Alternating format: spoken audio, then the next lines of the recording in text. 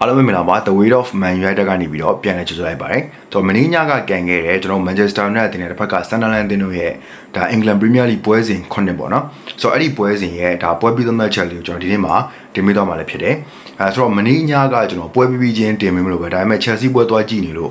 မတင်ပေးပြတာပေါ့နော်။ဆိုတော့အခုချိန်မှာလာပြီးတော့တင်ပေးတာလည်းဖြစ်တယ်။ဆိုတော့ဒီပွဲကပြောစရာတွေအများကြီးရှိတယ်။အဲကြောင့်ဒီဗီဒီယိုကနည်းနည်းလေးတော့ရှေ့ကောင်းရှေ့နိုင်တယ်။ကျွန်တော်လည်းအာလူတွေရှောက်ပြီးတော့ဖုတ်မှာဆိုတော့နည်းနည်းလေးရှေ့ကောင်းရှေ့နိုင်တယ်ပေါ့နော်။ဆိုတော့အဲ့ဒါလေးကိုကြိုပြီးတော့စကားခံလာခြင်းတယ်ပေါ့နော်။ဆိုတော့စပြောရမယ်ဆိုလို့ရှိရင်တော့မနေ့ညကကျွန်တော် line analyze လုပ်ထားတယ်။ကျွန်တော် grand လည်းဒါဒီပွဲရဲ့ result ကဘယ်လိုဖြစ်နိုင်လဲဘာညာဆိုပြီးတော့ခံမှန်းတဲ့အချိန်မှာဆိုတော့ Man United အနေနဲ့ဂိုးပြတ်ဖို့တော့မရှိဘူး။ဒါ2ဂိုးလောက်နဲ့ပဲနိုင်သွားဖို့ကဒါ 20% လောက်ပဲရှိတယ်ကျွန်တော်အများစုတော့တေးကြမယ်ဆိုပြီးတော့ခံမှန်းခဲ့တာပေါ့နော်ကျွန်တော်ကိုယ်တိုင်တော့မှဗျာပွင့်နေပြောရမယ်ဆိုကိုယ်အသင်းပဲဗျာကျွန်တော်ဒါကလေးဘွားတွေကကျွန်တော်မှတ်ရပြောရမယ်ဆိုကျွန်တော်3နန်း4နန်းလောက်ခရဲကကျွန်တော်ဒီပွဲစဉ်တွေကို United ပွဲတွေကိုကျွန်တော်ကြည့်လာတာ David Beckham တို့ဘာလို့ခက်တုံးနေရပါတော့ဆိုတော့အဲ့လိုပြည်သက်တရားအနေနဲ့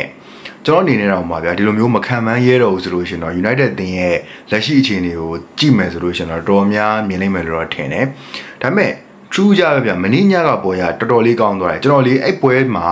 ပြောစရာအများကြီးရှိတယ်ဆိုတာအဲ့ဒါကြောင့်ပြောတာဘာလို့လဲဆိုတော့ number 1ချက်စပြီးပြောပြရမယ်ဆိုရင်ဒီလို result တွေဖြစ်လာဖို့ဒီလိုအခြေအနေတွေဖြစ်လာဖို့အတွက်ကျွန်တော်အဓိက main ကစားသမားတယောက်အနေနဲ့မြင်တာကတော့ goalkeeper ပဲ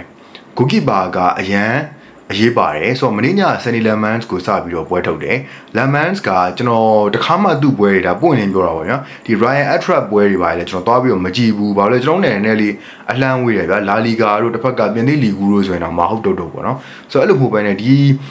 Belgian League ဆိုတော့ပိုဆိုးတာပေါ့နော်ကျွန်တော်နည်းနည်းလေးအလှမ်းဝေးတယ်ဒါပေမဲ့သူ့ကိုစပြီးတော့ကျွန်တော်တွေးလိုက်ခရဲက aura တစ်ခုရှိတယ်ဆိုတဲ့ခံစားချက်စိတ်ထဲမှာရှိတယ်ဒါကျွန်တော်ပွင့်နေပြောတာဘာလို့လဲဆိုတော့Emi Martinez ကိုခေါ်လိုက်တယ်ပဲထားရ Emi Martinez ကမကောင်းဘူးကောင်းတယ်ဒါပေမဲ့ Emi Martinez ရဲ့အခြေအနေနဲ့သူ့အခြေအနေနဲ့မတူဘူး Martinez ကိုခေါ်လိုက်တယ်ပဲထားရပြန်ရောင်းမယ်ဆိုလို့ရှိရင်လည်း resale value လည်းတိတ်ပြီးတော့မရဘူးပြီးတော့နောက်တစ်ခုကကျွန်တော်ကဒီဘဲရဲ့ characteristic ကိုတိတ်မကြိုက်ဘူးအဓိကအပြင်တော့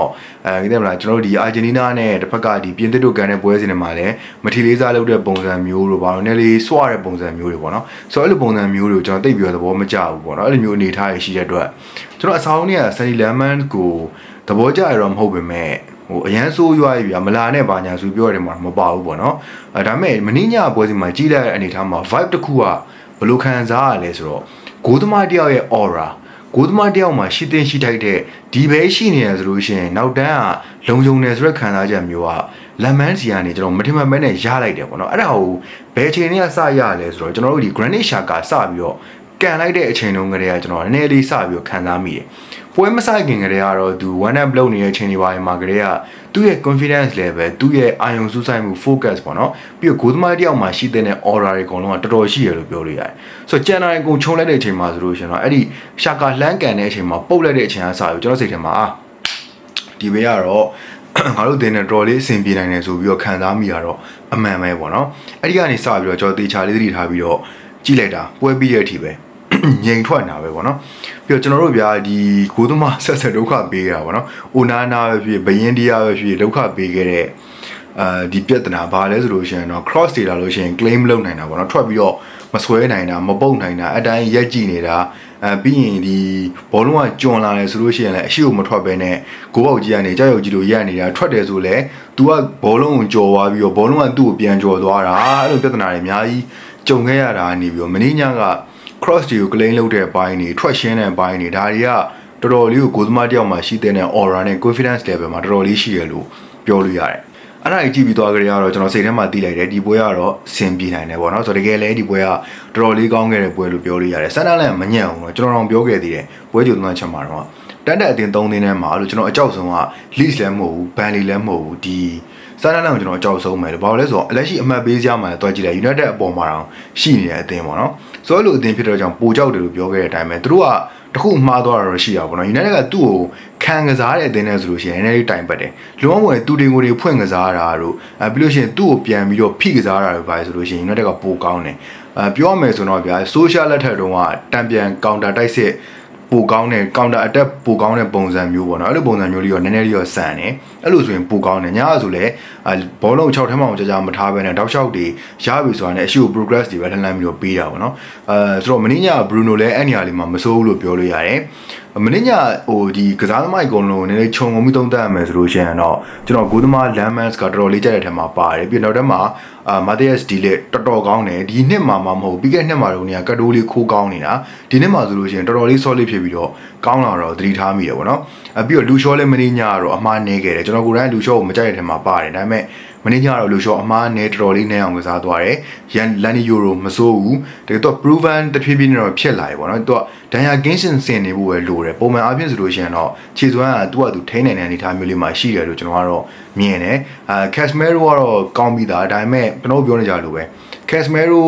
တန်ပတ်မကုန်ခင် battery မကုန်ခင်မှာကျွန်တော်တို့ကဂူးရအောင်တွင်ပြီးလို့ရှိရင်ပြန်ခံပိတ်အဲ့လိုပုံစံမျိုးလုံးမှာပဲရလိမ့်မယ်ဘာလို့လဲဆိုတော့မင်းညဆိုလဲမနေ့ကျွန်တော်မှတ်မိတော့ပြောမှာ60ဝန်းကျင်လောက်မှာကလေးကသူကနည်းနည်းလေး battery ကကုန်ညင်နေပြီပေါ့နော်ဆိုတော့အဲ့လိုအနေထားမျိုးမှာ backup တယောက်ရှိဖို့လိုတယ်အဲ့နေရာမှာကျွန်တော်မှထဲစီရရလဲဗျာဟိုသူကလည်းဥကာဒေးပဲထဲမှာပဲမိုင်နူးကလည်းအဲ့နေရာမှာကစားလို့မရတာမီနူးကဆိုတော့ဥကာဒေးထည့်တဲ့အချိန်မှာဆိုလို့ရှိရင်တော့ဥကာဒေးကမင်းညကတော့မစိုးဘူးဆိုပေမဲ့ဗျာဒါပေမဲ့ဥကာဒေးကိုကျွန်တော်လေဟို sport team မှာတော့လည်းကြီးခဲ့ဦးပါတယ်ပြီးတော့ PSG မှာတော့လည်းမစိုးဘူးပါဘူးဒီ United ကိုရောက်လာတော့မှပဲမသိရင်ရန်ကုန် United မှာကန်နေသလိုရှမ်း United ကကစားသမားလိုအဲ့လိုပုံစံမျိုးဖြစ်နေတာကြတော့တိတ်အဆင်မပြေဘူးလားပေါ့နော်အခုရောက်တာပဲတစ်နှစ်ကျော်နေဗျာအခုချိန်ဒီကိုဘာမှဟို proven မလုပ်ပြနိုင်ဘူးပေါ့နော်ဒါကတော့နည်းလေးတော့ဟိုဥကာဒီအကြောင်းလည်းပြောပြီးတော့လိုလာပြီလို့ပဲပြောရမှာပေါ့နော်ဆိုတော့ Mason Mount အရန်ကောင်းတယ်တဖြည်းဖြည်းနဲ့fitness level ပြည့်လာတယ်လို့ပြောလို့ရတယ်တော်တော်လေးကိုအတင်းမှာအန်ဝင်လာတာကိုလည်းတွေ့ရတော့ကျွန်တော်အဲ့ဒါလေးကိုတော်တော်လေးသဘောကျတယ် Mason Mount ကိုလည်းချီးကျူးခြင်းနဲ့ဘာပြောတော်တော်ကြိုးစားတယ်ပေါ့နော် Bruno ကတော့မနေ့ကအဲ့ဒီနံပါတ်8နေရာမှာအဆင်ပြေအောင်တော့သူကစားပေးသွားပါတယ်ဒါပေမဲ့ဒါပွဲတိုင်းလူမျိုးဖြစ်မယ်လို့မထင်ဘူးဗျာသိရမလားနောက်ပွဲလီဗာပူးနဲ့ကန်ရမှာလီဗာပူးနဲ့ကံမန်ပွဲကြရင်ဒီလိုပုံစံဖြစ်ချင်မှဖြစ်လိမ့်မယ်လီဗာပူးကလည်းကူးလက်ရှိ3ပွဲဆက်ရှုံးထားပြီးတော့ pressure တွေခေါင်းပေါ်မှာတပုံတပင်ရောက်နေတာပေါ့နော်ချန်ပီယံလိတွေမှာလည်းရှုံးပရီးမီးယားလိတွေမှာလည်းဇက်တိုက်ရှုံးဆိုတော့အဲ့လိုမျိုးတွေဖြစ်နေတာဖြစ်တဲ့ကြောင့်ကျွန်တော်တို့လီဗာပူးနဲ့ပွဲရတော့မလွယ်ရေးချမလွယ်ပြီးတော့ဆာလာကလည်းကျွန်တော်မှတ်မိသလောက် United ကိုဆိုရင်သူက share တိတ်တာဗျာတောက်လျှောက်တိတ်တာဆိုတော့အပွဲကမလွယ်ဘူးဒီလိုမျိုးတချို့နေရာမှာလိုအပ်ချက်ရှိနေရတယ်ဒီလိုအသင်းမလို့ပေါ့နော်တာမန် level တန်းတော့စောရမယ်အသင်းနေဆိုတော့မလွယ်တော့ဘူးကျွန်တော်ကတော့ထင်တယ်တိုက်ဆက်မှာ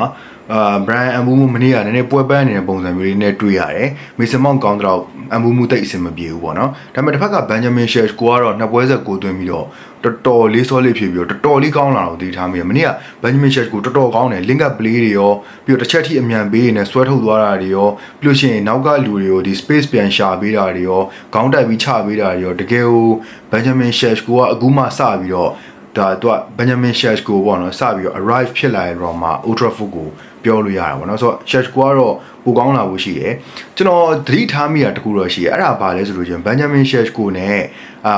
ဒီ Whiteland နဲ့ဂျာမှာကွာခြားချက်ကသေးတယ်ထင်ရမယ်များတယ်ဗျာဒီလားဘာလို့လဲဆို Holland ဆိုအဲ့လိုမျိုးလုံးနေတောင်းဂိုးဖို့ခတ်တယ်ပထမဆုံးနှစ်မှာကောင်းတယ်ဘာညာဘယ်လောက်ပဲပြော Sesko ကောင်းလာတော့မမီဘူးဗျာ Sesko က next level နည်းနည်းလေးရောက်တယ်လို့ပြောလို့ရတယ်ကြည့်ရင်ကြာလာလို့ရှိရင်ပိုပြီးသိလာပါလိမ့်မယ်ဆိုတော့ဒါလေးကိုလာပြီးတော့တင်ပေးတာဖြစ်ပါတယ်ဆိုတော့လူချင်းမင်းတို့ရောမနေ့ကနိုင်သွားတဲ့ပွဲမှာဘယ်လိုမျိုးအားရကျဉ်းမှုတွေရှိလဲဘယ်ကစားသမားကိုဘာပြောချင်တာတွေရှိလဲအောက်က comment ထဲမှာဝင်ပြီးတော့မှတ်ခဲ့ပြီးတော့ရပါတယ်ကျွန်တော်ကို support လုပ်ချင်တယ်ဆိုလို့ရှိရင် like and subscribe like and follow လုပ်ပြီးတော့ကူညီပေးကြလို့ရပါတယ်နောက် video မှာပြန်တွေ့ရအောင်အားလုံးပဲ see you ပါ